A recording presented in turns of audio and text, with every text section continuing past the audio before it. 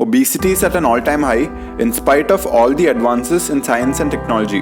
What do we do that keeps making us fatter and fatter? Does eating fats actually make you fat? And is everything we know about nutrition fundamentally wrong? These are the questions the author Jason Fung explains in this book called The Obesity Code. And welcome to episode 2 of Breakfast and Books, where I give away breakfast and also review books.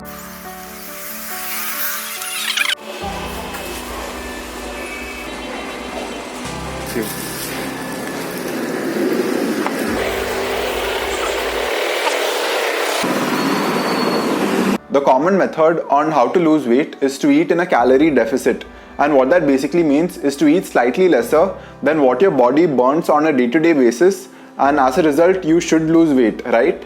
Wrong. That is because we are assuming two things.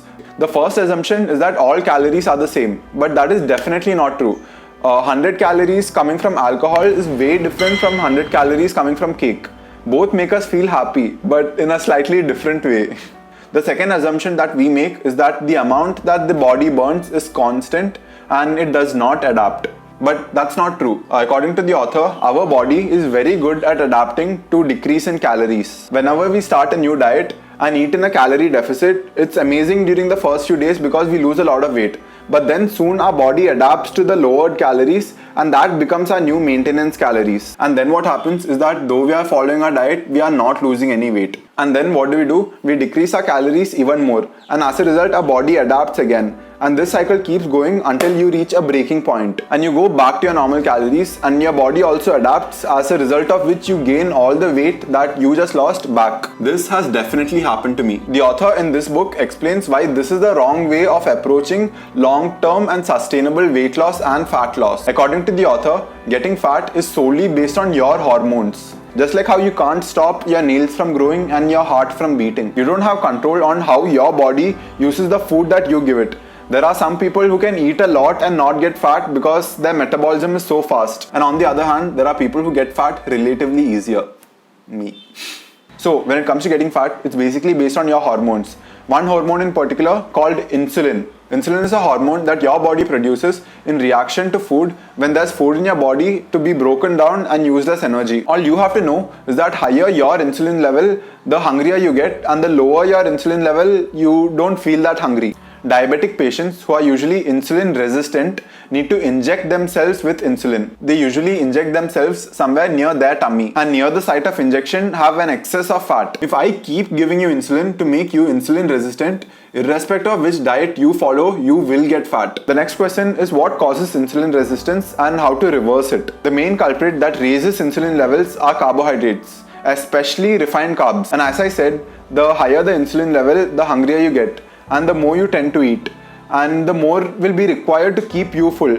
And over a long period of time is what causes obesity, which is the main culprit why we could see a rapid increase in obesity rates in America, which is slowly trickling down to India as well, and which is pretty scary for me to think. But obesity is a health hazard that is rapidly catching up. All the uncles who have a huge tummy right now often tell me how fit they were as a teenager or in their early 20s, and tell me how over time, because their metabolism slowed down, over time they gain weight. But that is not the true cause. The true cause is insulin resistance. Over time, unconsciously eating a little bit extra to keep them as full as before, and over time getting fat and slightly obese. And for me, it's pretty scary that we are witnessing an obesity epidemic. So please do share this video with at least one person who you think might benefit from this. According to the author and common sense, we are supposed to use the excess body fat on our body as energy when there's no food, right? But in that case, why can't people who are fat just use all that fat as energy? Like, can't they just not eat and use the fat as energy? Is it because of some imbalances within our body that doesn't allow us to use the excess fat as energy? The answer is yes. When you have a high serum insulin level, which mainly comes from consuming carbs, you cannot break down the fat that is available in your body for energy, because the hormone that allows the breakdown of fat is not working properly. And as a result, instead of using the already available body fat, we end up eating more. Fats, on the other hand, things like butter, cream, cheese, and basically all the things we have been told to stay away from, don't invoke the same spike in insulin. And that is why the author prescribes a low carbohydrate, high fat diet. In 1960s, Ethan Sims conducted an experiment with the prisoners of the Vermont State Prison. with an objective to overfeed them, either with carbs or with fats. He could get them to eat an excess of 7,000 calories of carbs per day in the form of cake every day, yet making them eat an excess of 800 calories from fats, which is about one slab of butter, took heroic amount of efforts. It takes willpower to overeat if you're on the right diet, and it takes even more willpower to not overeat when you're on the wrong diet. After reading this book, it got me a little curious on whether there's a diet which is better and easier to follow than the others or not, which is why I thought I'd give it a try. So stay tuned for the next video where I experiment on myself and give you my honest feedback on a high-fat, low-carb diet. So please do hit that subscribe button so that you get a notification the next time I post a video. And until then, you can check out my other videos over there. So that brings me to the end of the video. Please do like, comment and subscribe. Just hit that button. Hit it. So yeah, I'll see you guys in the next one. Bye. Okay, no bloopers for this video because I didn't make any mistakes. Because I'm a perfectionist now. Okay, bye.